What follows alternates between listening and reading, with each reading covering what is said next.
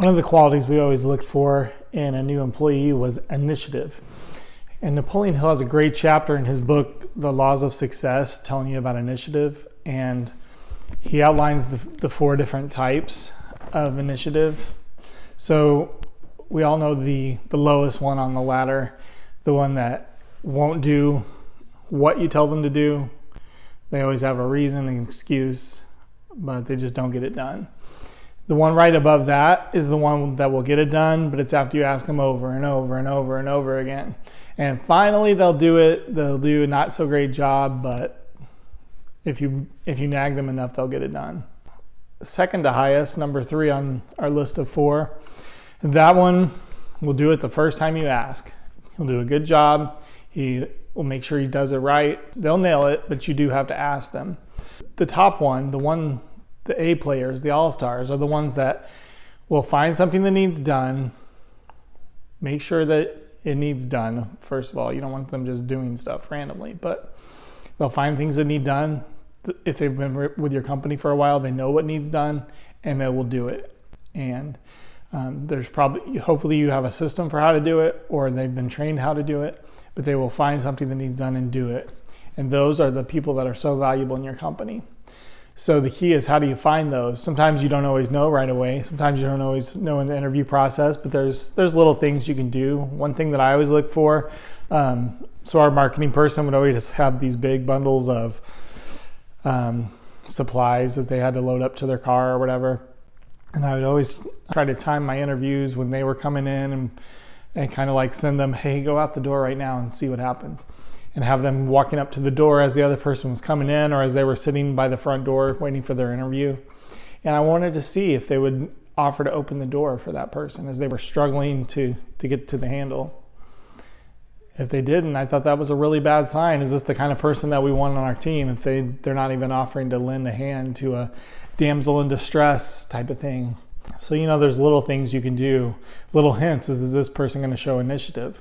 I have one young scholar tell me, I said, why did you decide you wanted to interview here? Why would you want to work here as opposed to all the other jobs available? He says, well, my buddy works here and he told me it was a pretty easy job. Wow, let's talk about lack of awareness. I thought that was an interview killer right there. I'm not looking for somebody that thinks this is an easy job. That's great if you think that, if you think it's a fun, easy job, but don't tell me that's the reason you want to work here because it sounds easy. Yeah, there's little things you can look for. The more experience you get as someone that does hiring, there's these little red flags. Sometimes they're not so red, but sometimes they're these little small hints of what's to come. They always say the person's going to be on their best behavior in the first 90 days. So if they're already raising some signals in that first interview, you might be in for some rough waters, and it's really important to be selective on who you hire because you want the right personalities in your company. You want people that are going to have that positive energy that's going to keep things going in the right direction, because you want to really build the momentum in your company. You don't want people that are going to slow you down with that negative attitude, that negative energy, because it's hard enough when everybody's happy and positive and productive to be a successful, profitable company. So when you have people on your own team working against you, that makes it even rougher. So be very selective in who you hire and look for people that show a lot of initiative. Or another way to say it, a lot of people use the words ambition. Look for people that are going to show initiative. And what are some things that you can do in that interview process to test their level of initiative?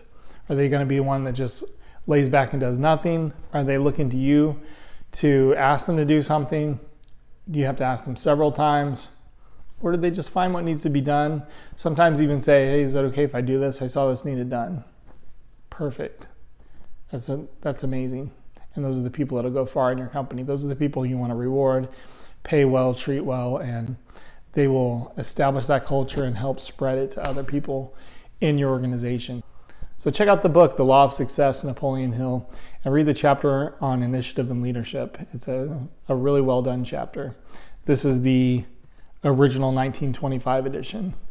I think there's other editions that are a little bit different, but I was recommended this version. I enjoy it, and that chapter I developed a whole training on it with my employees, teaching them about initiative. Hey, another key I just thought of when I was editing this video are those 4 types of employees we talked about, the levels of initiative.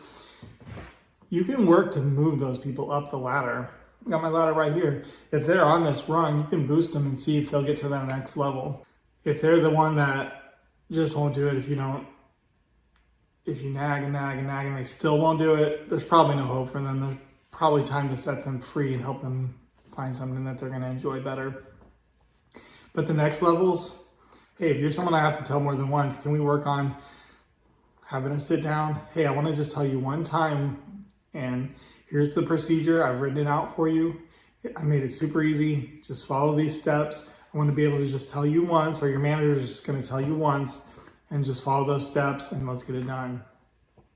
And work with that person and help them see what the expectations are. And you never know, you might be surprised, they might move up a step. And then the person that's on that step that does it that you have to tell once and they'll get it done great, just sit them down and say, hey, look, you're doing an amazing job. Whenever I tell you something, you do it just right. You do it wonderfully, just how I want you to do it, just how I would do it.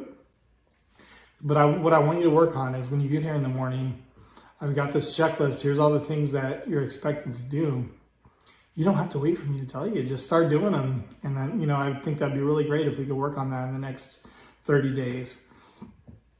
Let me see when I come in, I want to see that you've already kind of started on some of these projects. You've already started, whether it's loading your van, whether it's getting your workspace ready for the day, responding to emails, whatever it is, that person's task so they can get started.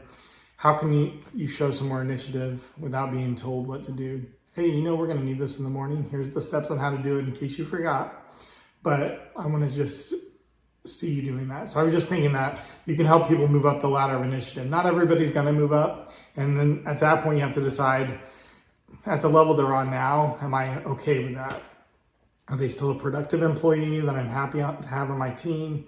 Even though I have to tell them, is it working out okay anyway? Can I live with that? And that's something you have to decide. So anyway, I just thought I would come back because it doesn't mean that they're going to always have to be there, but they will need some coaching on your part. An important part of being a leader, of being a business owner, is learning to be a good coach. And that's something that we really emphasize as coaches. Myself, now that I'm coaching other business owners, I see there's so many similarities in how I coach my own employees. You give them what the expectations are, you give them a deadline, you help them with any steps that they need to work out a plan, and then you watch for progress. You meet with them and see how the progress went. So that's what I encourage you to do if you're helping them work on ambition. Give them some steps to work on, give them a deadline, help them see how to do it. And that doesn't mean this is in a threatening way. Unless they're on that bottom rung and they're not doing it even when they've been told, then there needs to be some consequences at some point, because you can't just have someone on your team not doing their job. But otherwise, make it an opportunity to work together on these projects and say, hey, I want to really see you. Here's some really concrete areas where you can improve, and how can we work together with that? So I just wanted to share that update. As I was editing, I was just thinking of that. I didn't really give any steps for what you could do for someone who's on those rungs. We don't just want to think they're a lost cause and they're always going to be there.